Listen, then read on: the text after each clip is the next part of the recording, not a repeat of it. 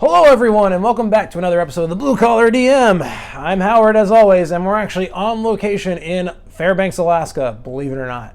I'm actually on the road for work, so the next few weeks of videos are going to be kind of like this. They're going to be kind of in weird hotel rooms and stuff like that, or lobbies of hotels, or in convention centers and stuff like that. So forgive me, it's going to be a little bit weird than the normal setup that I usually have. But today's episode is going to be all about the Barbarian class in Dungeons & Dragons. So I've been looking very forward to doing class breakdowns of every class in D&D just because it's a lot of fun. There's a lot of good stuff there, and I feel like it's going to be really beneficial to some of our newer players to kind of get a good understanding of these characters.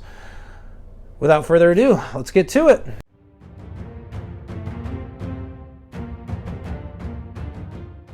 All right, so the Barbarian class. These are your big berserker type dudes. Basically the most muscular thing you can think of, rushing into battle, screaming at the top of their lungs, angry out of their mind at their opponents, looking and lusting for blood. So the Barbarian's a real fun class to play if you're really into combat and you're really into those kinds of things. In order to best do this, we're actually going to set up a character sheet on the computer for a level 1 character. It's going to be a human Barbarian because those are the simplest ways I can explain kind of the features of the Barbarian. You can do this with any class you want. Obviously, you can pick anything in the player's handbook that you want to play as for the Barbarian, but we're going to pick human today just because it's one of the more simpler ones to kind of go over. They get all +1 bonuses to their ability scores. It just makes it easier for everything because I don't want to muddy things up with a weird ability by another player race that's going to I don't want any confusion. So we're going to set up a level 1 character sheet. We're not going to include a background. We'll talk backgrounds in another video, but for now, we're just going to set up a level 1 base Barbarian. And then after that, we're actually going to come back into this format off of the computer and talk about some of the different abilities that the Barbarian gets as they progress through their levels. Without further ado, let's go to the computer and get started.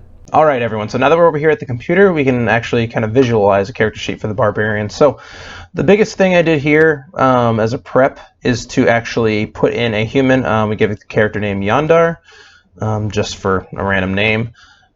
We actually went with the human race just because it's an easier race to kind of understand as we kind of go through these character progressions in general, just because the only bonus they really get is a +1 to all their ability scores. They don't get anything else. Vanilla human's actually really an easy one to kind of explain everything to, because all the other classes have some abilities that kind of throw things off, and I don't want people to get confused by those abilities that could be put in from the character race and background. So I actually also didn't even put a background in here because I don't want that to muddle things up as well, but you will need to add a background.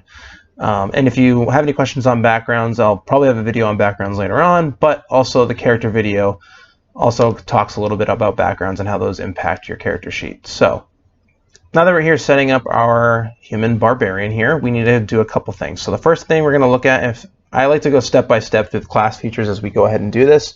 You can do it a different way, that's fine if you want to start with something else, but I like to do it this way just because it's a little bit more intuitive for me. So what we're going to do here is actually the first thing we see is our hit points. So our hit die is going to be a D12, which is the biggest hit die you can have in Dungeons & Dragons for one of your character classes.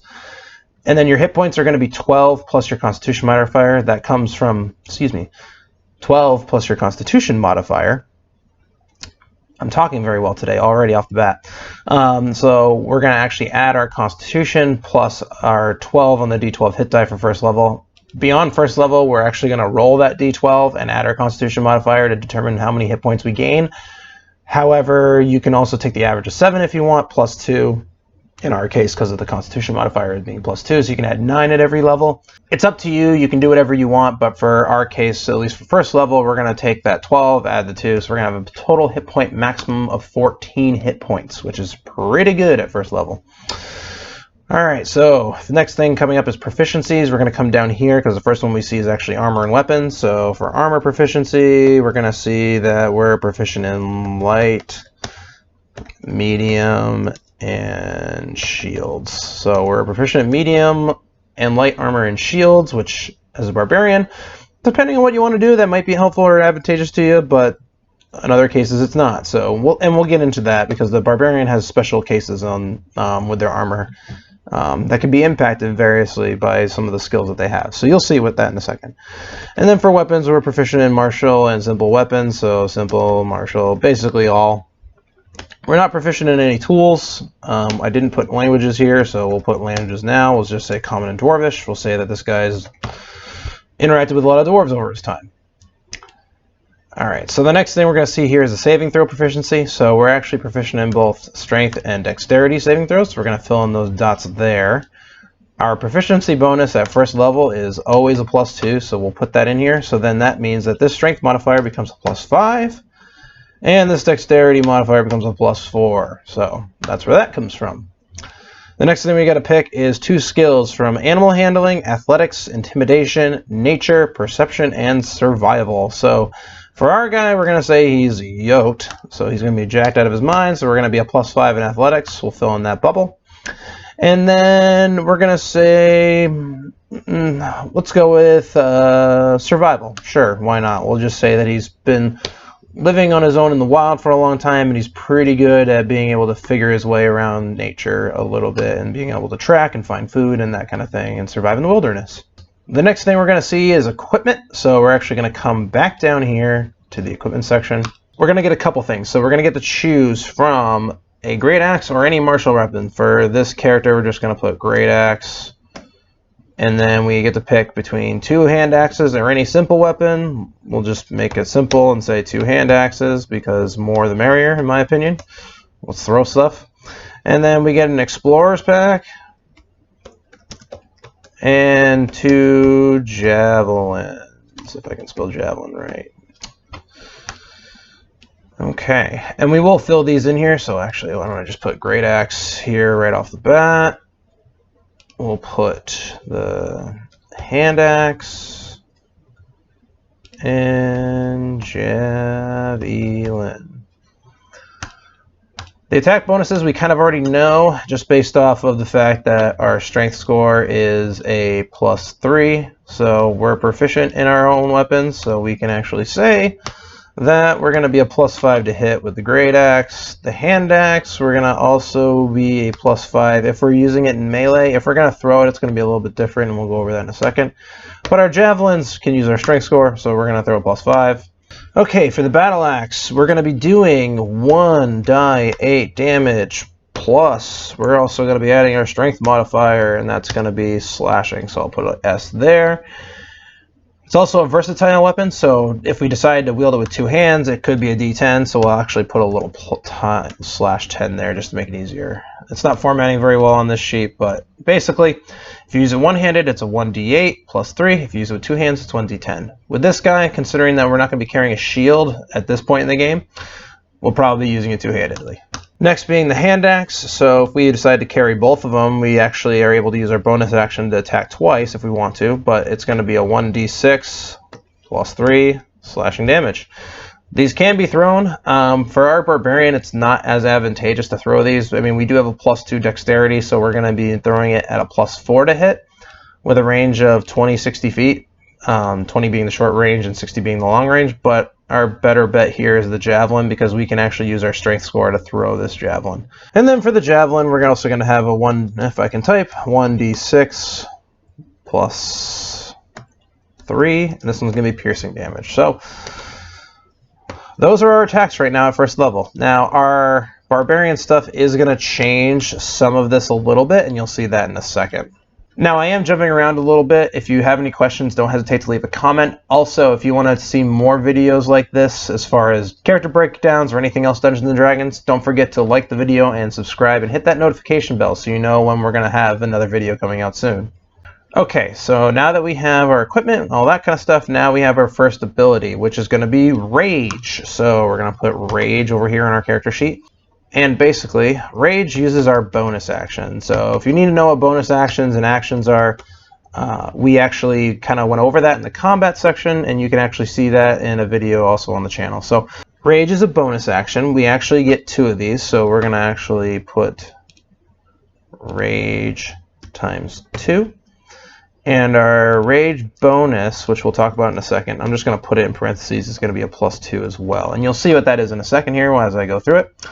So Rage is a bonus action that you can use on your turn. With Rage, you actually have advantage on strength, saving throws, and checks. If I can type correctly. I'm just going to start actually abbreviating because I don't want to lose all this room because this text bubble is quite large. So strength saving throws and strength checks, we have advantage on them during the duration of our rage. We actually also, when we make a melee weapon attack, melee attacks, we actually get to add a +2 bonus to our damage for every single attack that hits. Because of our rage, we're also going to be resistant to bludgeoning, slashing, and piercing damage from non-magical weapons, which is actually really nice. So if we get hit with a ranged attack or a melee weapon attack with the bludgeoning, slashing, or piercing trait, as long as it's not magical, which at this low level, we're probably not going to have that problem. So most of the time, if we get hit with a weapon attack, we're going to be resistant and take half damage, which is really nice. I'm actually going to put rage bonus over here as well, just because I want to be able to remember that when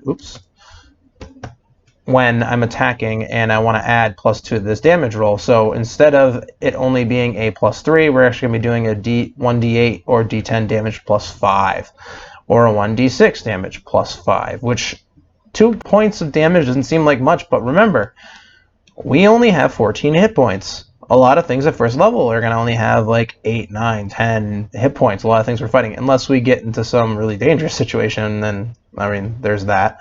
But for the most part, we're going to actually have a lot of damage output with this rage, which is really nice. And then I'm also going to put, I think above here, I'm going to actually, just as a reminder, I know it's over here, but I like to put rage on this sheet, but then I also like to put a big old capital O and another space on capital O. So when I'm playing, I can put like a little tick mark in here so I know how many rages I've used. And then rage recharges. Rage recharge. Let me move my face again. On long rest. So once we've used our rages for the day, we're out of them. We have to actually go to bed so we can actually recharge them again to use them again. So for the most part, that's it. The only thing we haven't done here yet is armor class. So if you remember, we went down here. We don't have armor on. So we're actually going to come up here. One of the things that the Barbarian has is called unarmored defense. So we're going to put that over here again in this class feature. Unarmored defense. What unarmored defense allows us to do is actually take our dexterity and our constitution modifiers in order to help us with our AC. So it's just a specific feat that a specific feature that the Barbarian has. So unarmored defense is calculated as 10. Oh, excuse me. Let me get this to work. 10. I didn't have numlock on. Plus our dexterity modifier, plus our constitution modifier. So in our case, our dexterity modifier, if we come back up here, is going to be +2, and our constitution modifier is +2. So our armor class is actually going to be 14. Now, 14 may seem low, but remember, we have 14 hit points. We're going to have the most hit points out of anybody in the party. We're also going to be resistant to a lot of damage when we enter our rage, and hopefully we don't end up in so many encounters that we need to rage constantly all the way throughout the day. But if we rage and we're taking damage, but we're not really taking a whole lot, but we have a lot of hit points, we're going to be pretty sturdy in general, unless we get attacked by a lot of things all at once. The other nice thing about rage is that it does last for a very long time, as long as you keep hitting things and doing things. If you stop hitting things, then you're actually going to lose your rage after your turn. So it's very important to continue to be in rage, because as soon as it comes back to your turn, your rage is going to be over if you haven't tried to hit something or you haven't tried to do something active. The other thing I forgot to put on here for rage is that while you're raging, you can't concentrate on spells. So I will put that on here. Cannot. Again, I'll have to move my head again. Concentrate on spells. So that's important to note. Now, while our Barbarian doesn't actually get spells, because he is a Barbarian, he doesn't actually get spellcasting ability in this sense.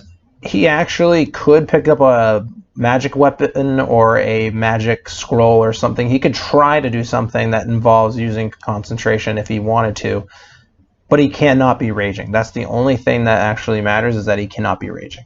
So now that we have all of this in here, we have our ability scores, we have our proficiency bonus, we've got our saving throw proficiencies, we've got our skill check proficiencies here, We've got our weapon and armor, we've got our equipment, we've got our features for first level here, and we also have our armor class and hit points. Our initiative bonus is the only thing we need left, and that's going to be a +2 because that's based on our dexterity modifier here, which is a +2. So when we roll for initiative, or when the DM asks for you to roll for initiative, you're going to add this number to that d20 roll.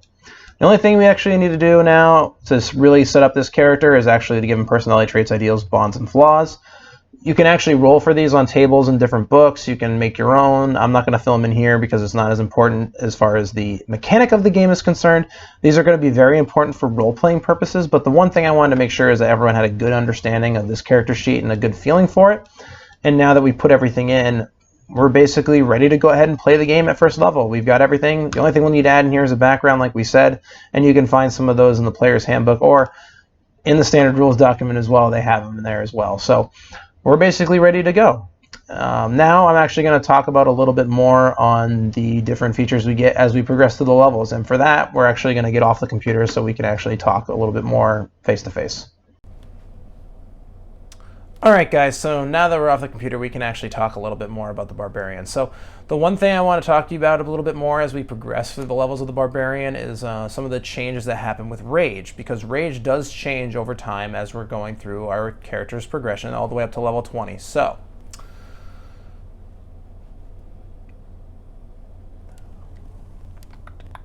9 and 16. Our rage damage bonus is actually going to go up at levels 9 and 16, and the actual bonus for those is going to actually go up to +3 and +4 respectively. So +3 rage bonus to damage at level 9 and +4 at level 16. Our number of rages per day is also going to go up. It's going to go up to level... It's going to go up to... It's going to go up to 3 at level 3, ironically. It's going to go up to...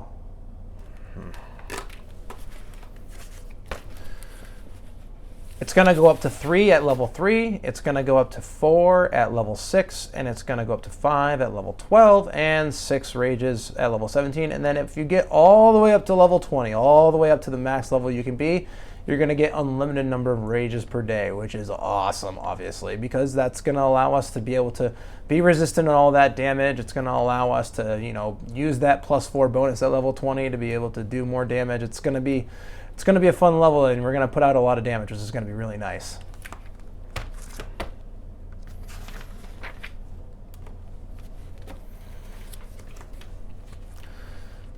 As we continue to move through the levels of Barbarian, we're actually going to get a few other things. At level 2, we're going to get Reckless Attack, which is going to allow us to actually have advantage on our melee attacks during our turn. So what that's going to allow us to do is roll 2 dice and take the highest number on those dice, add that bonus of +5 if it's second level, and it's going to allow us to have a better chance to hit things, which is going to be really, really nice.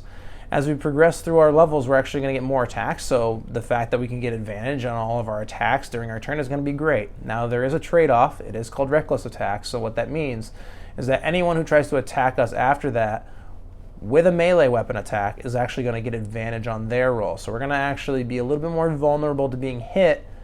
Our AC is not that high, so we're probably going to get hit anyway a lot of the times. But we're going to be resistant to a lot of damage if we're in rage, so we're actually going to be okay. So depending on how you want to play a situation, recklessly attacking is going to be the way to go. The next thing that we're going to get is Danger Sense. So what Danger Sense is going to allow us to do is actually have advantage on any dexterity saving throw that we need to utilize in order to avoid any spells or traps or anything else of that nature in order to avoid damage. Now, in order for this to work, we can't be deafened or blinded. We actually have to be aware of our surroundings, but it's nice because we have advantage on a lot of effects, like say a fire weapon, say we are going up against a dragon who has a breath weapon attack. We're actually going to have advantage to get out of the way of that breath weapon attack, which is a good thing because we're not going to be able to be resistant to that damage unless we're a certain type of barbarian, which we'll go over the subclasses here in a little bit too. At level 3, we actually pick our primal path, which is our subclasses are barbarians. So we actually have a few. So in the player's handbook, we actually get 2 choices. If you want more choices, you're going to have to look at some other resources. Xanathar's Guide to Everything is a book that has more subclasses of barbarian. There are also some Unearthed Arcanas that are out there. So Unearthed Arcana is basically playtest material that the Wizards of the Coast has been putting out in order to give people a chance to kind of play with and give feedback on, but we're just going to go over the ones in the player's handbook today. So at level 3, we can either choose Path of the Berserker or Path of the Totem Warrior. For Path of the Berserker, we actually can, at 3rd level, At 3rd level, we can enter what's called a Frenzied Rage. When we enter a Frenzied Rage, we can actually use our bonus action to make a weapon attack, which is huge if we're using that great axe and we want to attack twice. If we're using hand axes, we can still attack twice. We can attack once with our action, once with our bonus action, but we have to hold 2 hand axes, which could give us the possibility of doing 2d6 damage on a turn, but if we're holding our great axe, which does d10, and we can attack twice, that gives us the possibility of doing 2d10 per turn. So it's a lot more beneficial at that state at level 3. Now, the thing is when this rage ends, we actually do suffer a level of exhaustion. So that's going to actually impact on whether or not we actually want to enter a frenzied rage. So we need to be very careful when we do this, because depending on where we are, if we're in the desert and we're already exhausted and we're adding more levels of exhaustion on top of ourselves, and there's a mechanic in the game called exhaustion, which you can actually look up in one of the appendixes in the player's handbook, or I'm sure there's resources online to look it up. But basically, you get certain disadvantages the more exhausted you are, the more levels of exhaustion you gain. So it's important to note that. As we continue to progress through the levels, we actually get ability score improvements. Now, basically what these are, we actually get these at level 4. We also get them at 8, 12, 16, and 19 during the course of our Barbarian's progression. Now, these can be any one of 3 things. So depending on your table, you can actually, instead of taking an ability score increase, you can actually take a feat at this level. There are feats in the player's handbook that you can pick that give you other unique little traits like alert, which allows you to never be surprised. There's a couple other ones in there. There's more than a couple, there's a lot. But you can do that, but that's up to your DM's discretion if they allow feats at their table. Otherwise, your ability score improvements are going to either be +1 to 2 scores or +2 to 1 score. So you can add 2 ability points to an ability score that you have. So if we remember when we went back to our Barbarian, we had a 16 strength. If we wanted to boost that up to 18 to get another +1 to our modifier to make it a +4, that's going to be huge because it's going to increase our weapon attack modifier. It's going to increase our damage modifier. It's going to increase our athletics score. It's going to impact a lot of things, so that can be really helpful. Or we can actually split that 2 points up into 2 skills. So we can actually add it to our intelligence if we want to get that ability score to a 0 modifier, so we're not having a negative. And we say we want to throw it into wisdom, so that way wisdom gets boosted up to 14. Then we get a +2, and that can impact perception and a lot of other skills. So depending on what you want to do, it's going to actually impact a lot of things. So it's important to kind of think about it as you go through. But like I said, they're going to pop up at 4th, 8th, 12th, and 16th and 19th level. So we have a lot of them. So we have to be smart about when we pick certain ones than others. But at the end of the day, do whatever you want. It's your character. Good DMs will figure out a way to kind of play depending on how your characters are. Some people like to play optimized characters. Some people like to play unoptimized characters. It's all up to you. But your DM's going to have to be will be flexible depending on the situation. The next thing we get at level 5 is actually going to be not reckless attack, extra attack. So on our turn, when we use the attack option, we can attack twice. If we're in a frenzied rage, we can attack 3 times, which is great because we can actually attack twice on our turn and then one more time as a bonus action. If we're wielding 2 hand axes, we can do the same thing without having to frenzied rage. So it depends on what you want to do. Do you want to do 3d6 damage or do you want to try to do 3d10 damage? Again, the choice is up to you. But we actually, as a result, can get up to 3 attacks on our turn at level 5. At level 6, we actually get an ability as part of our Path of the Berserker. In addition to that frenzied rage we talked about before, we get mindless rage. During a mindless rage, we can't be charmed or frightened while raging. If we're charmed or frightened while we're raging, or if we enter a rage, that charm and frightened effect goes away, which is really nice. So if we're fighting a dragon, there's a chance that we could get frightened by the dragon. If we enter a rage, that's not a problem. And if we're frightened, it's a little bit more difficult to attack them because when you're in the frightened condition, you can't go towards the thing you're scared of. It's important to kind of get rid of that frightened condition, especially as a barbarian, because most of the time we're going to be right up in the fight trying to hit something. So we're going to want to get out of that. So that mindless rage is going to be helpful.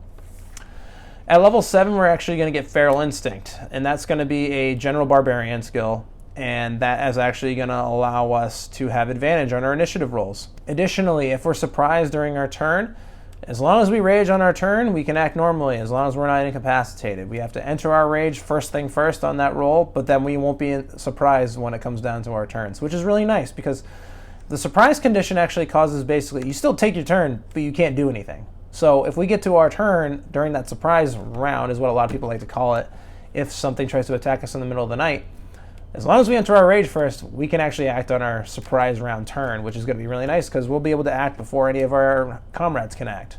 The next thing we're going to get on our Path of the Berserker path is going to actually be Intimidating Presence. So at level 10, we can actually use our action to try to frighten somebody because we're very, very intimidating and we're scary. And I mean, we're a berserker, so we can actually try to scare somebody, which is really cool.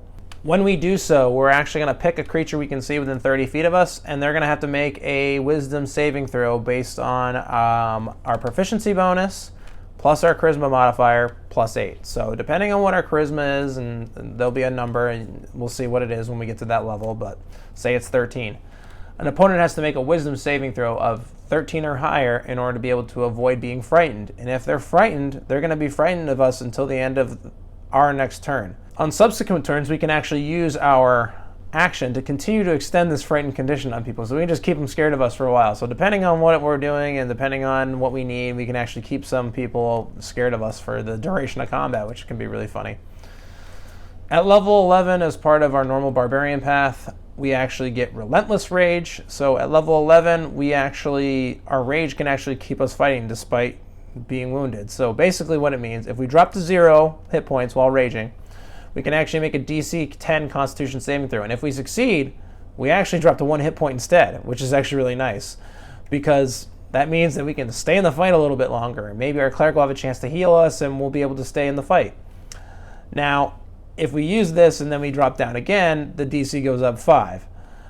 So that means that if we get dropped down once, we make that DC 10, we get up, we get dropped down again, now it's going to be a DC 15. We get up, if we get dropped down again, it's going to be DC 10, 20, and it's going to keep going up and up and up because we can't just stay alive the entire time. That's impossible. But thanks to this ability, we're going to be actually able to stay in the fight. And then after a long rest or a short rest, this DC actually goes back to 10. So, assuming we're not going to be fighting a ton and we're not being downed a lot, this is going to be resetting to 10 a lot, so we're going to actually be okay, and hopefully we're not going down all the time. At level 14, as part of our Berserker path for our Barbarian, we're actually going to get Retaliation, which basically means when we take damage by a creature within 5 feet of us, on our turn, or on that turn still, we can actually use our reaction to make a melee weapon attack against that creature.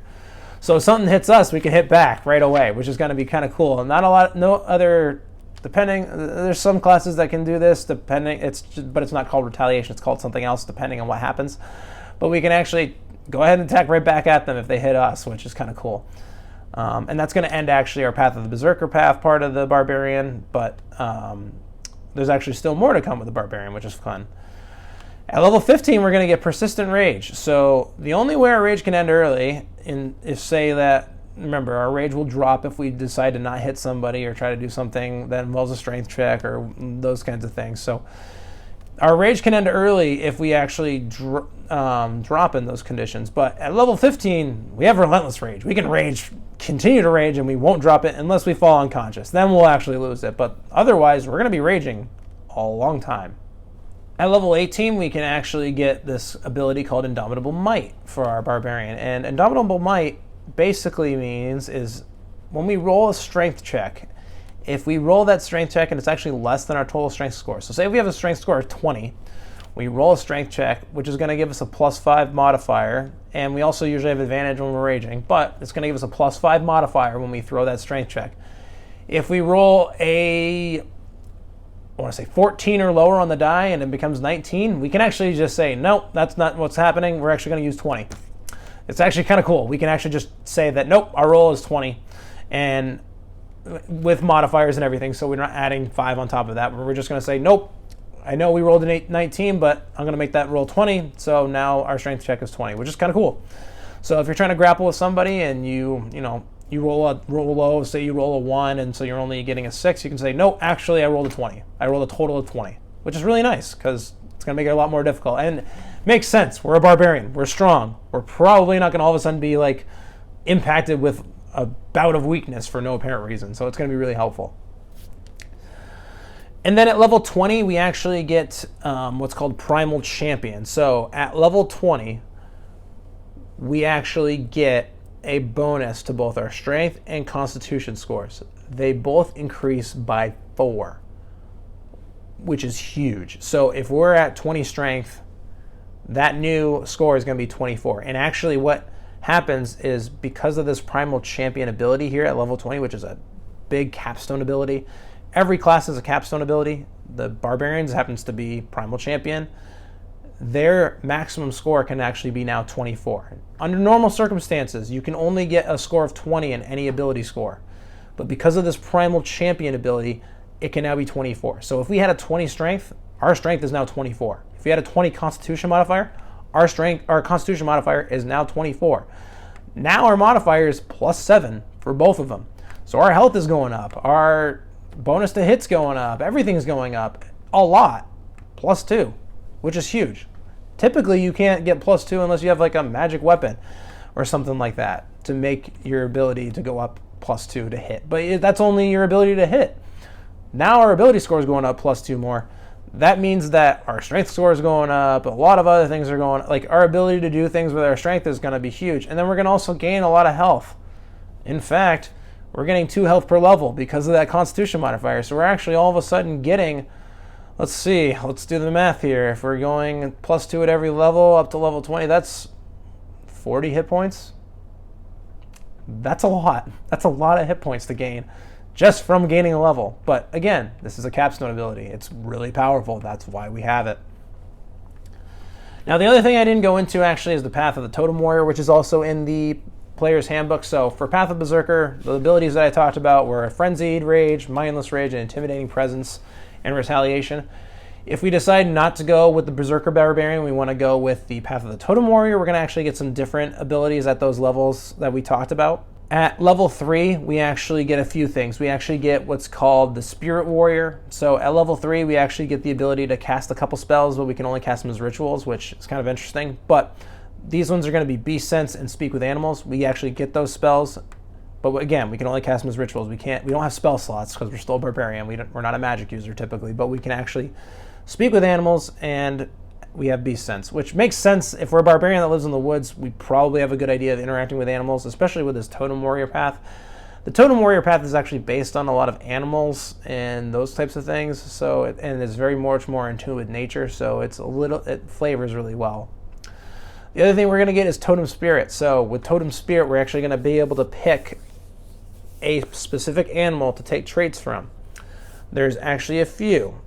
There's 3 we can pick from the player's handbook. Now, if you go into some of the Unearthed Arcana or some of the other weird homebrew stuff, there is other different animals you can take totems from. But for totem spirit, for the player's handbook standard ones, we're actually going to be able to pick from bear, eagle, and wolf. There's different ones we can pick at different levels. We don't have to pick bear the whole time, and you'll see what I mean in a minute, but you can pick bear, eagle, and wolf. At 3rd level, if you pick bear, while you're raging, you actually have resistance to all damage except psychic damage. That's big. So if you want to be a bear totem warrior, you get hit by let's say you get hit by a breath weapon attack from a dragon. You're taking half damage. If you succeed your saving throw to take half damage, you're taking half damage of half damage. So let's say the dragon rolls like 30. You're taking half damage because you succeed on your saving throw, because you have that advantage on dexterity saves. Now it's 15. Now you're taking half of 15, which is 7.5. So we're going to round down. We take 7 damage. What could have been 30 and possibly really bad is now 7, which is huge. If we decide to go a different way, we decide to go eagle. While we're raging and we aren't wearing heavy armor, so we can't be wearing heavy armor, so we're still going to have to be using that unarmored defense or any of the medium or light armors. Other creatures have disadvantage against opportunity attacks on you. You can also use the dash action as a bonus action on your turn, which typically you can only use dash as an action, which is interesting. I like it. It flavors pretty well for what an eagle is, but depending on what you want to do, you can pick that or you can pick something else. And then the other thing you can choose is actually the wolf totem. While you're raging, all of your allies have advantage on melee attack rolls against any creature that's within 5 feet of you and is hostile to you, which basically allows you to kind of like buff your friends. So if you want to be able to kind of help your friends out if something's attacking you so that they can save you, depending on what kind of situation you're in, if you're surrounded, makes it a lot better for your friends to be able to take those foes out while you're trying to basically stand in the middle of the fight and try to, take all the attention away from them so they can actually take care of them. At level 6, we're actually going to get Aspect of the Beast. We're going to be able to pick 3 more choices. The Bear, Eagle, and Wolf, we can pick any one of the 3. If we choose the Bear totem again, we get the Might of the Bear, and our carrying capacity actually is doubled, and we have advantage on strength checks to be able to pull, push, lift, or break objects. So the Bear makes sense. It's going to be very strong. It's going to do these kinds of things. We're going to be able to carry more items, which, depending on what we're doing, it could be important, could not be important.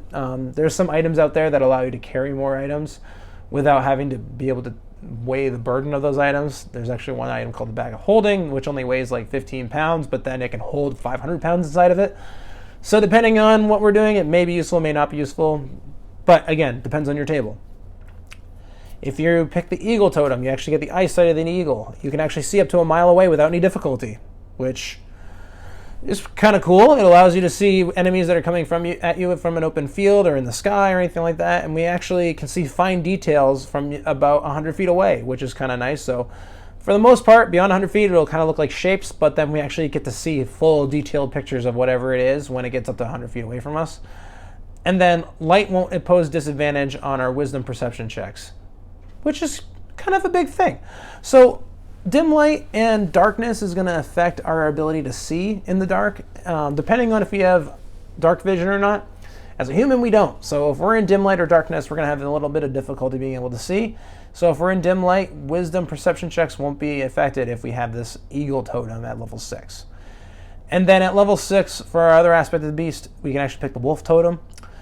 We actually gain the hunting sensibilities of the wolf, and basically allows us to track creatures while traveling at a fast pace, and we can actually move stealthily while traveling at a normal pace. So typically when you're stealthing, you actually can't travel as fast if you're trying to cover a lot of distance. So if you're trying to sneak through a specific area in the woods or something like that, and you want to take your time to be able to be not detected, that's when you would stealth. But in this case, then you're not going to be affected, which is kind of nice.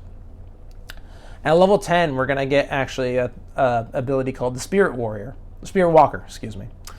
We're going to get the Commune with Nature spell, but again, only as a ritual, because we are a barbarian, we do not have spell slots. We're going to get a spell but we're going to only be able to cast it as a ritual.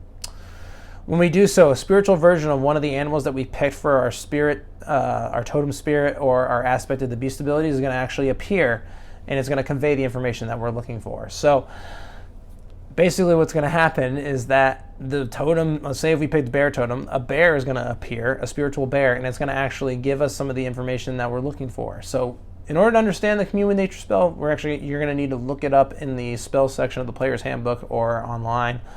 But it's going to give you a detailed description of what kind of things you can learn. But our bear or our eagle or our wolf is going to tell us what we need to know. And then the last thing we're going to get is a totem barbarian is actually totemic attunement. So again, we can choose a benefit from bear, eagle, or wolf. If we choose the bear totem here at totemic attunement, we're actually going to get a really interesting bonus. While we're raging, a creature within 5 feet of you that's hostile to you is actually going to have disadvantage on attack rolls to any other allies around you or any other character that has this ability. So if there's 2 barbarians in the party that also have this bear totem ability, they're going to actually have disadvantage on attack rolls against them as well. Now, you're still not going to have the ability to impose disadvantage in this case. However, you're going to be able to save your friends. So it's going to behoove the enemies to want to try to attack you. But again, you're going to be resistant to damage. You're going to have all these other benefits. And so it's going to change things. Also, an enemy can be immune to this effect if they're blinded or they can't hear or see you, or if they don't have the ability to be frightened. So dragons can't be frightened, typically. So certain enemies cannot be frightened. They're immune to the frightened condition. So it's important to make sure that you're paying attention while you're fighting certain things if you notice that there are certain trends. If you pick the eagle while raging, you actually have a flying speed equal to your walking speed. So now all of a sudden you can fly as a barbarian, which is kind of cool. I mean, Under normal circumstances, you can't fly unless you are a certain character race, which we will talk about races in another video at some point in the future. But this ability only works in short bursts, so you can only really fly 30 feet and land. Fly 30 feet and land, depending on what you are. If you're a human, you can fly 30 feet and land. You fall, actually, at the end of your turn if you don't actually land on the ground. So you better not be flying up 30 feet because you're going to go right back down again. And then if we pick the Totem of the Wolf while we're raging, we can actually use a bonus action to knock a larger, smaller creature prone when we use a melee weapon attack. So this actually comes from the Wolf stat block, I believe. So there's a ability of the wolf to be able to knock an enemy prone, and basically you get this ability. While you're raging, you can hit somebody with a bonus action to knock them prone. So then if they're prone, you can get advantage on your melee attacks. So we don't have to recklessly attack necessarily. So depending on the situation, again, it can be very advantageous. So again, to go over and to wrap things up so there's no confusion, I know I did go through Berserker while I was going through regular Barbarian, so to keep in mind, at 3rd level for the Berserker Barbarian, you get Frenzied Rage. At 6th, you get Mindless Rage. At level 10, you get Intimidating Presence. And at level 14, you get Retaliation. If you decide to go with the Totem Warrior, you do not get these abilities. You still get all the other ones that we talked about earlier, but you're going to get Spirit Seeker, Totem Spirit, Aspect of the Beast, Spirit Walker, and Totemic Attunement. Now that we kind of have a good understanding of the Barbarian, we're ready to play with them and go through an entire campaign with our Barbarian friend. So, if you want any more information on the Barbarian or any other kind of interesting characters in Dungeons & Dragons, or just anything Dungeons & Dragons, don't hesitate to leave a comment down below in the comment section, or you can also message me on any of my social medias. If you have any feedback for the channel, again, same thing. Leave a comment, message me on any of my social medias. Instagram's a great one to direct message me on. I'm on that thing all the time. Coming up in the future for the channel, we're going to keep going through our character progressions. We're actually going to probably do the Bard next, which is going to be interesting because it's going to be one of the first spellcasting classes that we've gone over in great detail, other than some of the ones in the pre-gen character videos that we've done. But it's going to be a really interesting one to go over because it's going to involve a lot of weird different abilities. The Barbarian's kind of a good base character as a melee character kind of go over because it's fairly simplified. Not totally simplified because you do have that rage ability that plays on things, but we're going to go over the Bard. It's going to be fun. It's probably going to be a little bit longer than this video, so keep that in mind. Then we're also going to go on and continue to go through different classes in the future. If you have any suggestions, though, don't hesitate to leave a comment if you want to see other things. We're going to eventually be talking about session zeros. Can't talk today. We're going to be talking about session zeros and how important those are before you start a long-term campaign. We're going to talk about how to track travel and times of the day and all that kind of stuff. So we're going to go over a lot. But again, if you want to see more Dungeons & Dragons content, subscribe to this channel, hit that notification bell so you know when the content comes out, so that way you can see my pretty face, as much fun as that is. And I want to thank you guys for watching. I know this was a long video, and I know it's a lot of detail and can be kind of confusing, especially in the format that I got to play in because I only have so much I got here. But we'll continue to kind of do some stuff on the computer. If more computer stuff is going to be more beneficial to you guys, let me know, because that's going to be important for me to know, because if that's going to be important, I want to make sure I'm tailoring this so that way it's the best format for you guys. But again, like I said, if you have any questions, leave a comment, and until next time, guys, I'll see you all in the next video.